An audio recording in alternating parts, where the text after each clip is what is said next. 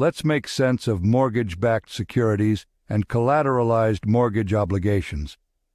Mortgage-backed securities, MBS, are debt obligations that represent claims to the cash flows from pools of mortgage loans, most commonly on residential property.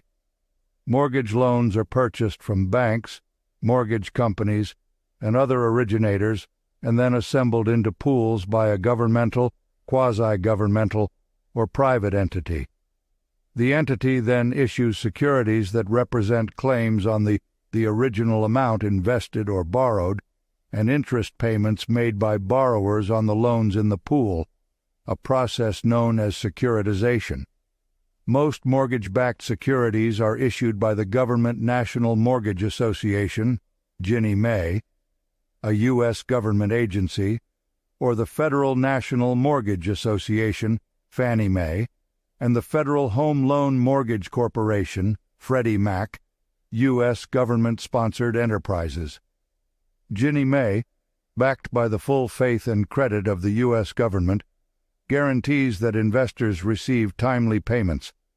Fannie Mae and Freddie Mac also provide certain guarantees, and while not backed by the full faith and credit of the U.S. government, have special authority to borrow from the U.S. Treasury. Some private institutions, such as brokerage firms, banks, and home builders, also securitize mortgages, and such securities are known as private label MBS. Mortgage-backed securities exhibit a variety of structures.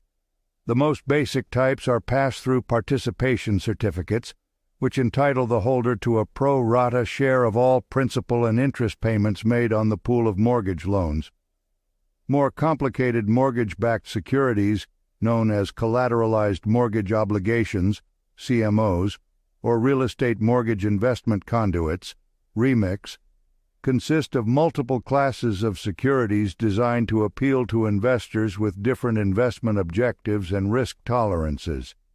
In a CMO, principal and interest payments made on the pool of mortgage loans are distributed to the different classes of securities, known as tranches, according to a priority of payments. Each tranche may have different principal balances, coupon rates, prepayment risks, and maturity dates.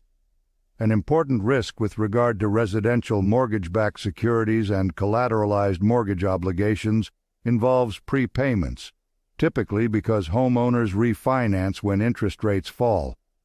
Such prepayments tend to return principal to investors precisely when their options for reinvesting those funds may be relatively unattractive.